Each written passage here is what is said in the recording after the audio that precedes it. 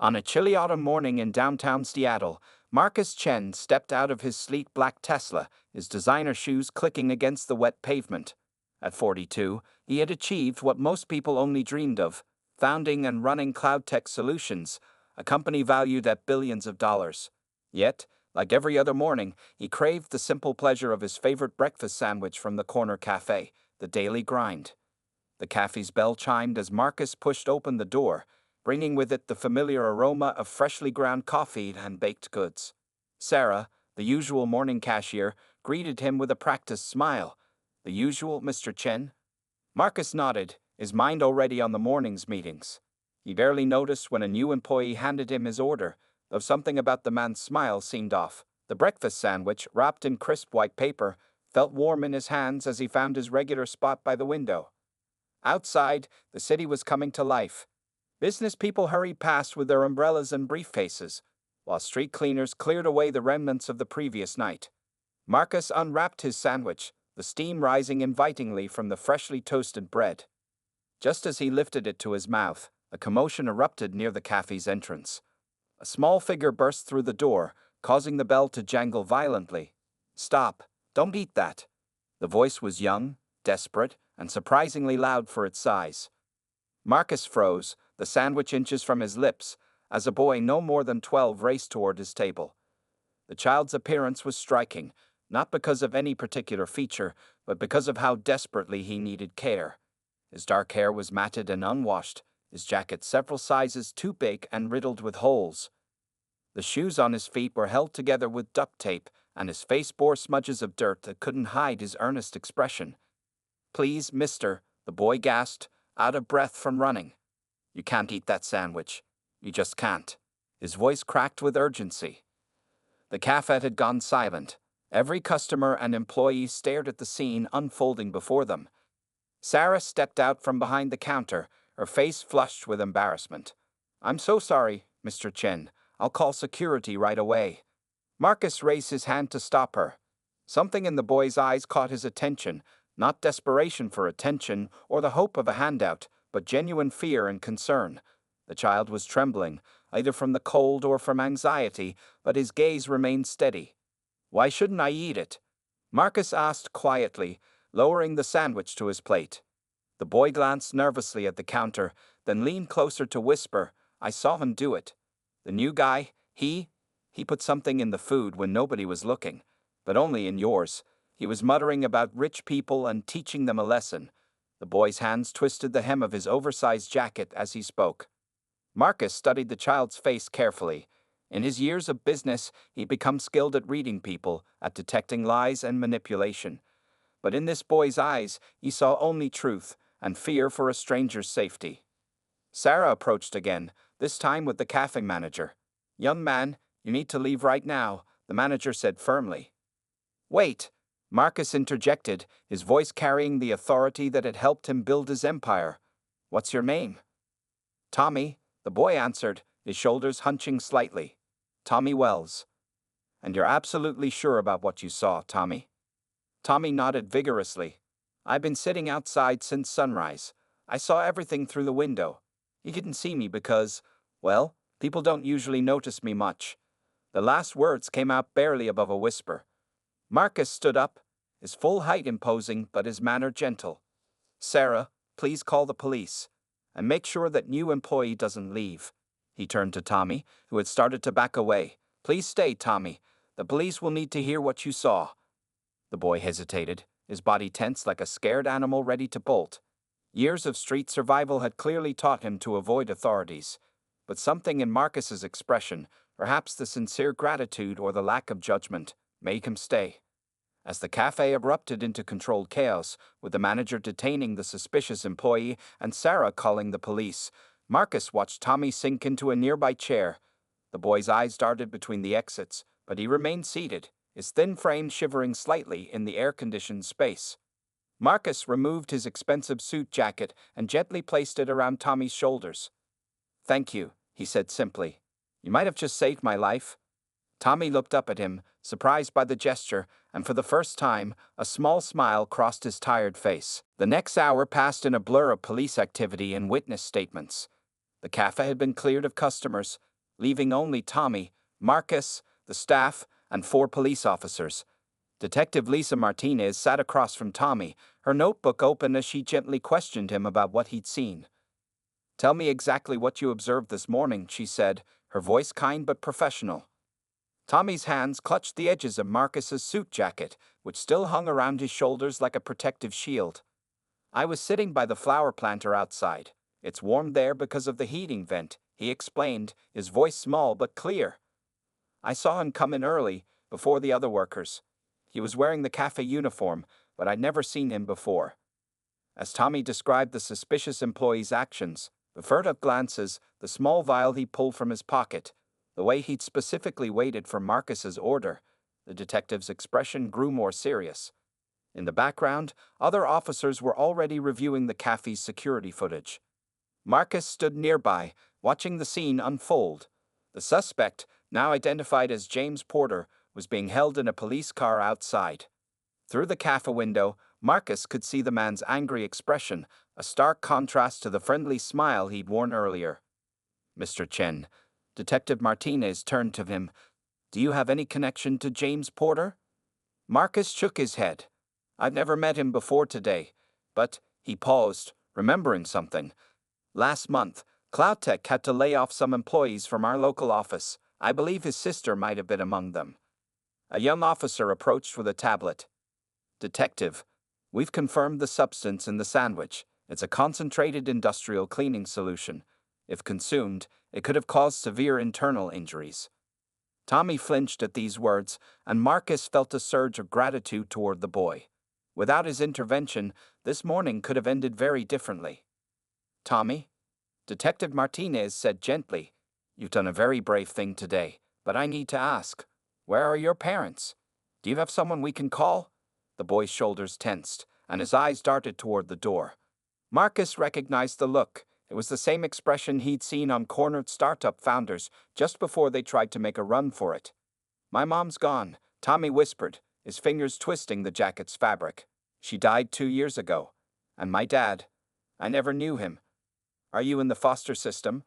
The detective pressed carefully. Tommy's silence was answer enough. Marcus stepped forward before the boy could bolt.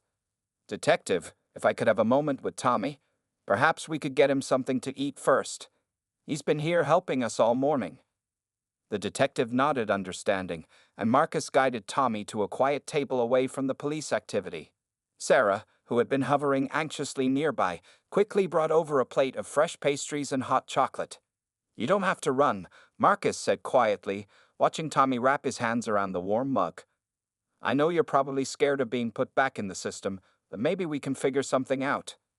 Tommy looked up, his eyes wary but hopeful. "Why would you help me? You don't even know me." "You saved my life today," Marcus replied simply. "You could have just walked away. Most people would have. But you chose to help a stranger, even though it meant putting yourself at risk of being caught." He paused, studying the boy's face. "That says a lot about who you are, Tommy." For a moment, neither spoke. Tommy took a small sip of hot chocolate, leaving a chocolate mustache that he quickly wiped away with his sleeve. "My mom," he said suddenly, his voice barely audible. "She used to work with computers. She was really good at it. Before she got sick, she always said that technology could make the world better if the right people were in charge." He glanced up at Marcus. "She used to read articles about you and your company." Marcus felt something shift in his chest, a connection he hadn't expected. Before he could respond, Detective Martinez approached their table again, her expression sympathetic but determined. Tommy's hands tightened around his mug, but Marcus placed a reassuring hand on his shoulder. "It's going to be okay," he said firmly. "I promise." And for the first time in 2 years, Tommy Wells allowed himself to believe that might be true. The following days were a whirlwind of activity at CloudTech Solutions headquarters. Marcus sat in his corner office, surrounded by stacks of personnel files and old company records. The attempted poisoning incident had made headlines across Seattle, but Marcus's focus had shifted entirely to finding out more about Tommy's mother. "Sir," his assistant Rachel entered with another stack of files, "I found something you might want to see." She placed a folder on his desk, opening it to reveal an employee ID photo of a woman with Tommy's same dark eyes and gentle smile. "Sarah Wells, senior software engineer, 2018 to 2021. Marcus leaned forward, scanning the documents. Sarah Wells had been a brilliant programmer, hired during CloudTech's early expansion phase. Her performance reviews were outstanding until suddenly, in late 2020, her attendance became irregular. Medical leave forms followed, with doctors' notes describing an aggressive form of cancer. "Have you found anything about her son?" Marcus asked, unable to take his eyes off Sarah's photo. Rachel nodded. Tommy was 10 when she passed away. There was no father listed on his birth certificate. The company's insurance covered most of her medical expenses, but she hesitated. But what? Our policies changed that year. The new healthcare plan wouldn't cover experimental treatments she wanted to try. She had to leave the company to qualify for a state assistance program. Marcus felt his stomach twist. He remembered that policy change. It had been recommended by consultants to cut costs during their pre-IPO phase. At the time, it had seemed like a necessary business decision. His phone buzzed with a text from Detective Martinez. "Need to meet. New developments in the Porter case. Can you come to the station?" At the police station, the detective led Marcus to her office, where photographs and documents covered a bulletin board. James Porter's sister wasn't just laid off, she explained, pointing to various pieces of evidence. "She was part of your company's janitorial staff for 8 years. When the company switched to an outside contractor, she lost not just her job, but her health insurance." Marcus sank into a chair, the weight of these connections settling over him. "And now her brother tried to poison me as revenge." "He's confessed," Detective Martinez confirmed. "But that's not why I called you here." She pulled out a tablet, playing security camera footage from various locations around the city. In each clip, a small figure appeared, Tommy, navigating the streets with the shrewd awareness of someone who'd learned to survive on his own. "He's been avoiding social services for months," she explained. "Smart kid. Knows all the safe spots, where to find food, how to stay warm, but he can't keep living like this." Marcus watched the footage, noting how Tommy helped younger children cross busy streets, shared his scavenged food with stray cats, and somehow maintained his humanity despite his circumstances. "What are his options?" Marcus asked. "Foster care is overwhelmed. Group homes are full, and honestly," the detective sighed, "he's old enough and street smart enough to run if he doesn't want to stay somewhere." Marcus stood up, straightening his suit jacket, the new one, since Tommy still had his other one. "I need to make some calls." Back at his office, Marcus gathered his executive team. The boardroom fell silent as he outlined his plan. A complete overhaul of company policies regarding healthcare, family support, and employee assistance programs. But that was just the beginning. "We're also going to establish a foundation," he announced, "focused on supporting homeless youth and families affected by medical crisis. And I want to start a pilot program for emergency housing and education support." One of the board members cleared his throat. "Marcus, while this is admirable, the shareholders will understand that this is both the right thing to do and smart business." Marcus cut in. "We lost valuable employees like Sarah Wells because our policies were too rigid. We created situations that left families vulnerable. That stops now." As the meeting continued, Marcus's phone lit up with another message. The social worker he contacted had found Tommy, who was still wearing Marcus's suit jacket despite the warm spring weather. The boy had finally agreed to talk about his situation, but only if Marcus would be present. Looking at his packed schedule for the day, Marcus didn't hesitate. He stood up, gathering his things. Some meetings could wait. Right now, a 12-year-old boy who'd saved his life needed him more than the boardroom did. The social services office felt cold and impersonal, its fluorescent lights casting harsh shadows on the mint green walls. Marcus arrived to find Tommy perched on the edge of a plastic chair, still swimming in his oversized suit jacket, while Mrs. Henderson, the social worker, reviewed his file. "Tommy has been quite resourceful," Mrs. Henderson explained, adjusting her glasses. "He managed to survive on his own by creating a network of sorts among the homeless community. They looked out for each other." Tommy stared at his worn-out shoes, his shoulders tense. Marcus noticed how the boy's fingers kept tracing the CloudTech logo embroidered on the jacket's pocket, a small gesture that seemed almost unconscious.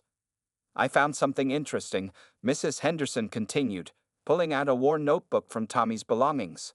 He's been keeping detailed notes about computer programming, teaching himself from library books. Marcus glanced at the notebook, his eyes widening as he saw pages filled with basic coding syntax and algorithms, all written in careful, precise handwriting. Between the lines were small doodles of computers and circuit boards. My mom started teaching me. Tommy spoke up suddenly, his voice quiet but clear, before she got too sick. She said understanding computers was like learning a new language. You just had to practice every day. Marcus picked up the notebook, flipping through pages of surprisingly advanced concepts for a 12-year-old. These are good, Tommy, really good. Did you figure all this out on your own? Tommy nodded.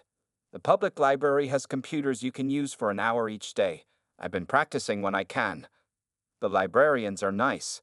They don't mind if I stay until closing time when it rains. Mrs. Henderson cleared her throat. We need to discuss placement options. There's a group home in Tacoma that might have space next month, or... No. Tommy's voice was firm. I won't go to Tacoma. My mom is here, in Seattle. I visit her every Sunday. The room fell silent. Marcus watched as Tommy pulled a crumpled photo from his pocket. Sarah Wells, smiling at the camera, her arm around a younger Tommy at what looked like a company picnic. Tommy, Marcus said gently, what if there was another option? One that would let you stay in Seattle, continue your computer studies, and still visit your mom. Both Tommy and Mrs. Henderson looked at him curiously. I've been doing some research, Marcus continued. Your mother was an exceptional engineer. She helped build some of CloudTech's core systems, systems we still use today. Did you know that? Tommy shook his head, his eyes bright with interest. I've also learned that our company failed her when she needed us most. We had policies that should have been more humane, more understanding. Marcus leaned forward, meeting Tommy's gaze. I can't change the past, but I can help create a better future. I've been speaking with a family, former colleagues of your mother's. They live here in Seattle, and they're registered foster parents. Mrs. Henderson's eyebrows rose. The Parkers? They've been on our waiting list for a while. Excellent candidates. Lisa Parker worked directly with your mom, Marcus explained to Tommy. She's now our head of engineering. Her husband teaches computer science at the local community college. They have a home office full of computers and a spare bedroom that's just sitting empty. Tommy's fingers tightened around the photo. Would they let me keep learning programming? Marcus smiled. They're insisting on it. Lisa says any son of Sarah Wells deserves the best computer education possible. For the first time since Marcus had met him, Tommy's face broke into a genuine wide smile, but then it faltered. What if it doesn't work out? What if they don't like me? Then we'll figure something else out, Marcus assured him. But you won't have to run anymore, Tommy. You've been incredibly brave and strong, but you don't have to do everything alone now. Mrs. Henderson began pulling out placement forms, her pen scratching against paper as she filled in details. But Marcus wasn't paying attention to her. He was watching Tommy, who had opened his notebook again and was writing something new. Note to self. Mom always said good things come from unexpected places. Maybe she was right. 2 weeks into his stay with the Parkers, Tommy sat in his new room, surrounded by technology that still felt like a dream. A sleek laptop hummed on the desk, while programming books lined a freshly installed shelf. The walls, once bare, now displayed both the photo of his mother and printouts of his first successful coding projects. Lisa Parker knocked gently on his open door. Ready for dinner? David made his famous lasagna. She paused, noticing Tommy's intense focus on the computer screen. What are you working on? I found Mom's old code, Tommy replied, his fingers hovering over the keyboard. Mr. Marcus, gave me access to some of her archived projects. Look at this. He pointed to a section of code that sparkled with elegant solutions. Lisa moved closer, her eyes scanning the familiar programming style. That's Sarah's work, all right. She always found the most creative ways to solve problems. She smiled softly. You code a lot like her, you know. Tommy looked up, surprised. Really? Really. The way you structure your solutions, how you comment your code, it's like seeing her work all over again. Lisa sat on the edge of the bed. She would be so proud of you, Tommy. The boy's shoulders tensed slightly, as they often did when his mother was mentioned. I miss her, he whispered. Sometimes I forget what her voice sounded like. Lisa reached out and squeezed his shoulder gently. I have something that might help with that. She pulled out her phone, scrolling through old files we used to record our team meetings.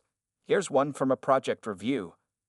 Suddenly, Sarah Wells's voice filled the room, confidently explaining a technical solution. Tommy sat perfectly still, drinking in every word. His mother's voice was just as he remembered, warm, intelligent, full of enthusiasm for her work. Downstairs, the doorbell rang. David's voice called up, Tommy, Marcus is here. Since Tommy's placement with the Parkers, Marcus had made it a point to visit weekly, often bringing new programming challenges or stories about Sarah from her time at CloudTech. Today, he carried a thick folder under his arm as he entered Tommy's room. How's the coding going? Marcus asked, setting the folder down. Great, I just finished the practice problems Lisa gave me, and… Tommy stopped, noticing Marcus's unusually serious expression. What's wrong? Marcus opened the folder, revealing documents bearing CloudTech's logo.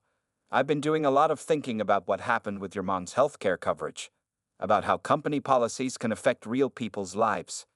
He spread out several papers on the desk. These are the drafts for our new employee support programs. I'd like your opinion on them. Tommy blinked in surprise. My opinion? But I'm just a kid. You're someone who's seen firsthand what happens when these policies fail, Marcus replied. Your perspective matters. For the next hour, they reviewed the documents together. Tommy pointed out gaps he'd observed during his mother's illness. The need for housing assistance during long-term medical leave, support for single parents, more flexible work arrangements. Lisa joined them, adding her own insights from years of working with team members facing similar challenges. There's one more thing, Marcus said finally, pulling out a final document. We're establishing a scholarship program in your mother's name. The Sarah Wells Technology Initiative will provide education and support for children affected by family medical crisis. Tommy stared at the paper, his vision blurring slightly. She would have liked that, he managed to say. She always wanted to help people learn. And she did, Lisa added softly. Every day I use something she taught me. Her code still runs in our systems. Her influence is still there. From downstairs, David's voice called again, lasagna's getting cold. As they stood to head down for dinner, Tommy paused at his desk. Next to his mother's photo, he pinned his first official student ID card from his new school. In both images, there was the same determined look, the same slight tilt of the chin. You coming? Marcus asked from the doorway. Tommy nodded, taking one last look at his mother's smile. Yeah, he said. I'm coming. As he turned off his computer, he added quietly, Thanks, Mom. For everything you taught me, I'm going to make you proud. And somewhere, in the lines of code still running through CloudTech's servers, Sarah Wells' legacy lived on, now intertwined with her son's future. 6 months after moving in with the Parkers, Tommy stood nervously in front of his middle school's packed auditorium. The science fair buzzed with energy as judges moved from project to project, but all eyes were now on Tommy's display. Technology Solutions for Homeless Youth. His project showcased a mobile app he'd developed with Lisa's guidance. The app helped connect homeless teens with safe shelters, food banks, and emergency services. What made it special was its discreet interface. It looked like a simple game to casual observers, protecting users' privacy while providing crucial information. Marcus sat in the audience beside the Parkers, watching Tommy explain his project to the judges. The boy who had once hidden in shadows now stood tall, his voice clear and confident as he demonstrated the app's features. The idea came from my own experience, Tommy explained, no longer ashamed of his past. When I was on the streets, the hardest part wasn't just finding resources, it was finding them safely without drawing attention to yourself. One judge, a professor from the local university, leaned forward with interest. And you coded this entirely yourself? Most of it. Tommy nodded. Mrs. Parker, my foster mom, helped me debug some tricky parts, and we tested it with feedback from local youth shelters. In the back of the auditorium, a group of teenagers from one of those shelters watched intently. They were there at Tommy's invitation, part of his growing mission to show that circumstances didn't define potential. After Tommy won first place, to thunderous applause, Marcus made his way through the crowd. Congratulations, he said, holding out a hand. Your mother would be incredibly proud. Tommy shook his hand, then surprised Marcus with a quick hug. Thank you, he whispered. For everything. Later that evening, at the Parkers' house, a small celebration was in full swing. David had baked Tommy's favorite chocolate cake, and Lisa had invited some of Sarah's old colleagues from Cloud Tech to share in the moment. Marcus stood up, tapping his glass for attention. I have an announcement, he said. Cloud Tech would like to fund the development and launch of Tommy's app. We believe it could help thousands of young people across the country. The room erupted in cheers, but Tommy raised his hand hesitantly. Actually, he said, I have an idea about that. He pulled out his notebook, a new one, though he kept his old one carefully preserved. What if we made it bigger? Not just an app, but a whole program. For the next hour, Tommy outlined his vision, a technology training program for homeless youth, combining shelter services with education and mentorship. His eyes shone as he described how they could use Cloud Tech's resources to create opportunities for kids like himself. We could call it Sarah's Code, he suggested softly, because it's about more than just programming. It's about seeing the human side of technology, like Mom always did. Marcus exchanged glances with Lisa and David. The Parkers nodded encouragingly. Sarah's Code it is, Marcus agreed. We'll start implementing it next month. As the evening wound down, Tommy slipped away to his room. He sat at his desk, where his mother's photo still held a place of honor. Next to it now stood his science fair trophy and a framed copy of his first programming certificate. Lisa appeared in the doorway. Everything okay? Tommy nodded, just thinking about how much has changed. 6 months ago, I was sleeping in alleyways. Now, he gestured at his room, his computer, his books. Now you're changing other people's lives, Lisa finished. Just like your mom did. Do you think? Tommy hesitated. Do you think, David, and you would want to make this permanent? The fostering, I mean? He rushed on before losing courage. It's okay if you don't. I just thought. Lisa crossed the room and hugged him tightly. We've actually been talking to Mrs. Henderson about adoption papers, she admitted. If that's something you'd want. Tommy hugged her back, his voice thick with emotion. Yeah, I'd want that. Through his window, the Seattle skyline glittered against the night sky. Somewhere out there, other kids were facing the same challenges he had. But now, thanks to Sarah's Code, they would have a chance at a different future. Tommy touched his mother's photo gently. We're going to help them, Mom, he whispered. Just like Marcus and the Parkers helped me, one line of code at a time. 1 year had passed since the science fair, and the main conference room at Cloud Tech buzzed with excitement. Tommy, now 14, stood before a group of business leaders and social workers, presenting the first-year results of Sarah's Code. In the past 12 months, he explained, pointing to the projection screen, we've helped over 200 homeless youth access technology education and safe housing. His voice carried the quiet confidence of someone who knew his work was making a difference. 85% of our participants have either returned to school or started vocational training. Among the audience sat Marcus, beaming with pride. The program had exceeded everyone's expectations, largely due to Tommy's intimate understanding of what these kids really needed. He'd insisted on features that others might have overlooked, like providing students with professional clothes for interviews and making sure the training centers had shower facilities and lockers. After the presentation, a reporter from the Seattle Times approached Tommy. This program is remarkable, she said. But what makes it truly unique is how it combines technical education with emotional support. Was that your idea? Tommy smiled, adjusting the glasses he'd started wearing a few months ago. It was inspired by my mom, actually. She always said that technology was just a tool. It's the human connection that creates real change. The reporter glanced at her notes. And I understand you're being formally adopted by the Parkers next week. Yes, Tommy's face lit up. They're my family now. They've shown me that second chances aren't just about survival, they're about thriving. Later that afternoon, Tommy sat in his advanced programming class at school. He'd skipped 2 grades in math and science, but the Parkers had made sure he maintained a balanced life. He still played soccer, joined the robotics club, and even started a peer counseling group for kids facing family challenges. His phone buzzed with a text from Marcus. Big surprise waiting at home. Don't be late. When Tommy arrived home, he found not just the Parkers and Marcus, but a whole group of people waiting.